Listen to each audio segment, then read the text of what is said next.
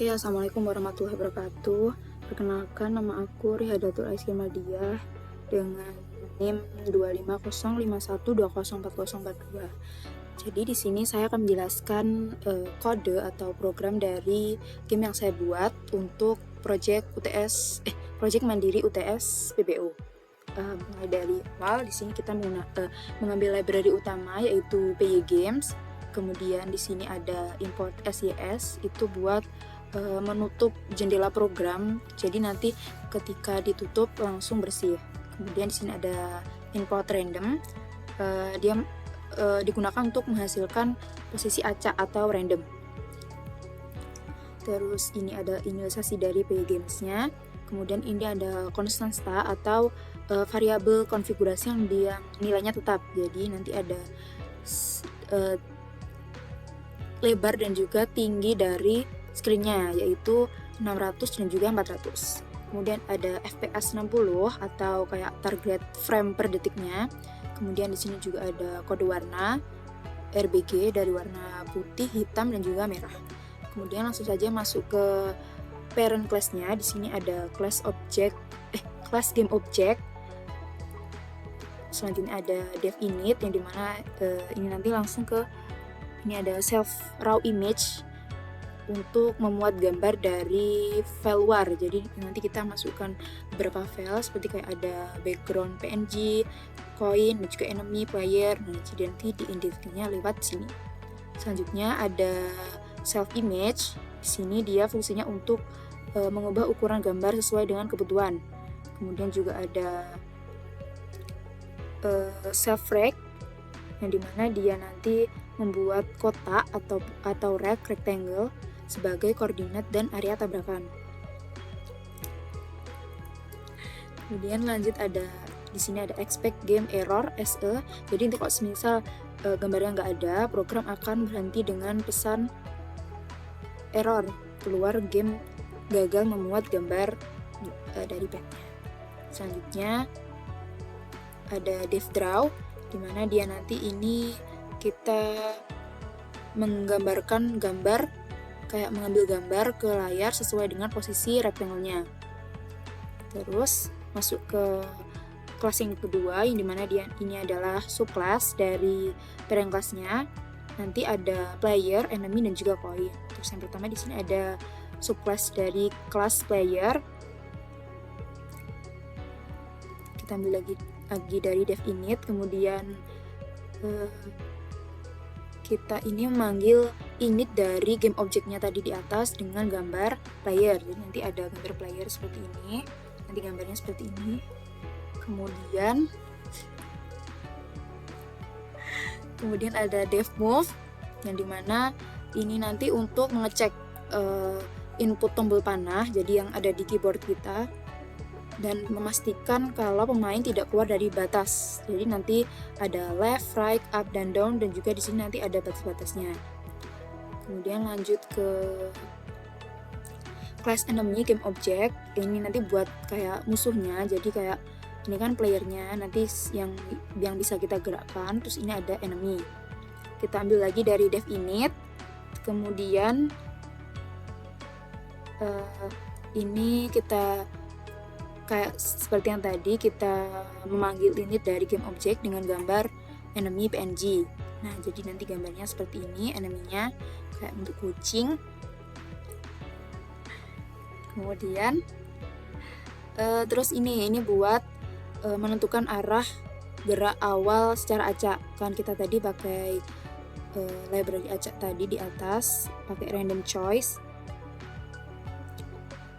Terus selanjutnya ada dev update, yang dimana dia nanti ini nanti buat menggerakkan musuh dan juga memantul kalau semisal dari pergerakannya itu menabrak dinding layar. Selanjutnya ada class coin.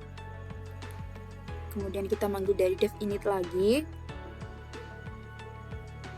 Terus kita ini tadi mengambil gambar koin PNG seperti ini gambarnya. Kemudian ini nanti kalau kayak buat ngecek kayak status apakah koinnya sudah diambil. Selanjutnya dari Yang ketiga ada game engine-nya, ada class game.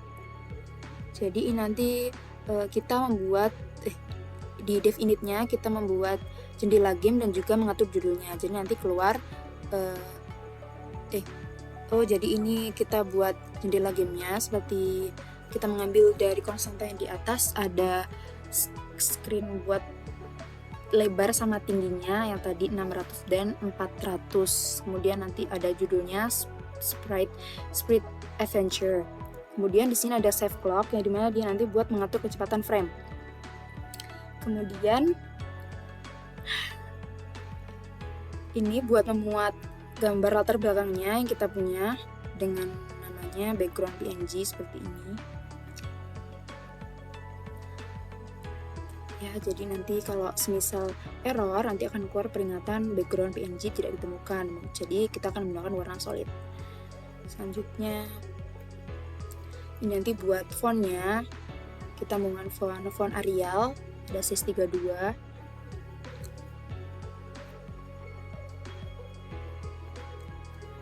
Nah, nanti keluar stat ini buat status awal gamenya. Kemudian di sini ada dev reset game, jadi kalau habis buat mengatur ulang posisi pemain, koin dan juga musuh, pemain, koin, musuh dan juga skornya. Jadi nanti buat kalau habis di reset nanti playernya ada di posisi koordinat X-nya di 50, terus koordinat Y-nya kita bagi 2 dari screen height-nya. Kemudian koinnya tuh kayak random, kita pakai pedotan random tadi. Enemy-nya juga ditaruh di koordinat X-nya 400, Y-nya 100, kan ada 2, jadi nanti di koordinat ini sama ini. Terus skornya kita mulai dari 0. Kemudian ada div draw text centered, jadi ini buat menaruh teksnya agar berada tepat di tengah layar. Selanjutnya ada dev update logic yang dimana ini adalah bagian inti dari logika. Jadi nanti buat input, pergerakan dan juga tabrakan ada di dev update logic ini. Nah, terus ini ada for enemy in self enemies. Jadi ini nanti di sini kita mengecek jika pemain menabrak musuh maka nyawanya akan berkurang 1.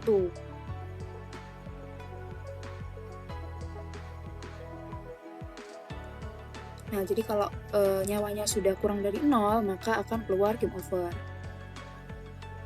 Kemudian ini kalau koinnya belum diambil, kalau ini buat koin yang diambil, terus kalau misal koinnya udah tersentuh sama pemain, maka skornya akan menambah 1. Terus sampai kalau selesai sudah habis, berarti kita menang. Selanjutnya di sini ada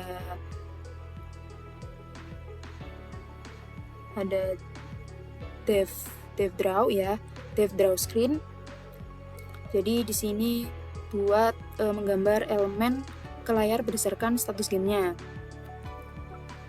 Nah, jadi kalau misal kita start ini ya, jadi adventure nanti akan keluar teks yang dimana kita mengambil dari text draw text centernya tadi. Jadi biar tulisannya di tengah, terus kita mengambil dari fontnya tadi. Keluar teks adventure game dan tekan apapun untuk memulai. Terus ada elif self state playing. Jadi nanti ini ketika bermain nanti akan berjalankan kodenya ini. Kemudian ini untuk menampilkan skornya dengan posisinya ada di pojok kiri atas. Kemudian ada dev run, ya ini buat loopingnya. Jadi di sini kalau semisal kita menekan tombol apapun saat waktu tidak di dalam game, maka game akan mulai lagi atau ke reset. Jadi akan terus bermain ketika selesai permainan jika kita menekan tombol apapun. Kemudian ini yang terakhir ada if name sama dengan name. Jadi ini kita buat kelewatan. Ini buat memperbarui tampilannya tampil layar secara keseluruhan. Jadi kan nanti kalau misal ke reset atau kita ngulang lagi, nanti ya layarnya kembali ke awal lagi. Terus ini ada if name sama dengan name game run, ini buat menjalankan game objek. Oke, itu sekian dari saya. Kurang lebihnya belum. Kita coba mainkan gamenya ya. Nah, jadi awalnya tampilnya seperti ini. Di sini ada tulisan Spirit Adventure-nya. Terus keluar Adventure Game, tekan apapun untuk mulai. Nah, nanti kita mengumpulkan koinnya akan tertulis di atas. Set. You win, menang. Terus kalau kita mencet apapun yang ada di keyboard, nanti akan ke reset lagi. Nah, nanti kalau misal ketabrak, sini tabrak aku, ya tabrak sekali lagi kalah. Jadi nanti ada 3 nyawa. Jadi kalau misal sudah 3 kali ketabrak kucing, jadi game over. Sekian dari saya, terima kasih. Wassalamualaikum warahmatullahi wabarakatuh.